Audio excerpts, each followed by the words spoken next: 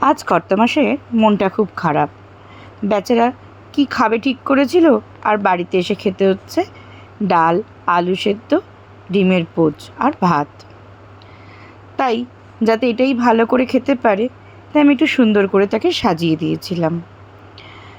প্রথমেই ডালটা সেদ্ধ বসিয়ে দিয়েছিলাম প্রেসারে কাঁচা লঙ্কা আর কাঁচা পেঁয়াজ দিয়ে।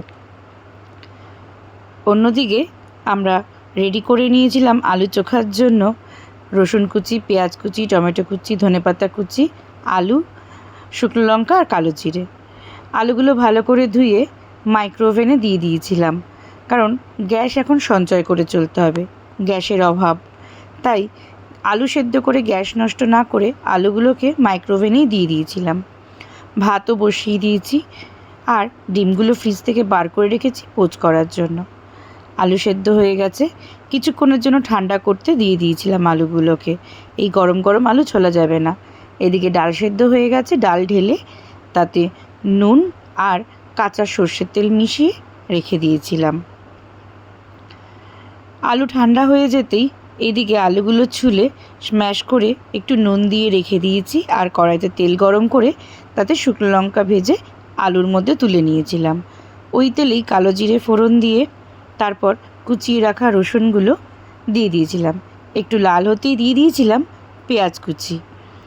পেঁয়াজগুলো নেড়ে চেড়ে নরম হওয়ার জন্য ওয়েট করতে ওইদিকে সময় নষ্ট না করেই আলুর মধ্যে ভেজে রাখা লঙ্কাটা ভালো করে আষ্টে পৃষ্ঠে ডলে মেখে নিয়েছিলাম।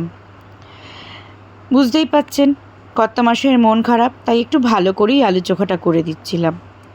পেঁয়াজ লাল হতেই তাতে টমেটো, কাঁচা লঙ্কা দিয়ে ভালো করে নেড়ে চেড়ে তাতে ওই আলু মাখাটা দিয়ে ভালো করে মিশিয়ে নিয়েছিলাম। নামানোর আগে ধনেপাতা আর একটু পরিমাণ মতো নুন দিয়ে নিয়েছিলাম। যখনই আলুর গন্ধটা চলে গেছে ওটাকে নামিয়ে নিয়েছি। আলু চোখা রেডি, এদিকে ভাতও রেডি, ডাল সেদ্ধও রেডি। বসিয়ে দিয়েছিলাম এদিকে ডিমের পোচ। এদিকে তো আমার রান্না রেডি, চলুন কর্তামশাইকে ডাক দিই। কী গো, খেতে আসো, রান্না রেডি। ভাত, ডিমের পোচ, আলু চোখা, ডাল সেদ্ধ। কর্তামশাইয়ের তো বেজায়ই মন খারাপ, ফ্রায়েড রাইস আর চিলি ফিশ হলো না। আর তার শালি শুনেছে জামাইবাবু সেদ্ধ ভাত খাবে, তাই বাড়ি থেকে সে মটন কিমা দিয়ে ঘুগনি বানিয়েছিল। বাড়ি বয়ে অত রাত্রে দিয়েও গেছে জামাইবাবুর জন্য ঘুগনি। তাই বেড়ে দিলাম পাশে, যে অন্তত এটি খেয়ে একটু যদি মনটা ভালো হয়। আমি যাই, কর্তামশাই খাক, দেখা হবে পরের ভিডিওতে।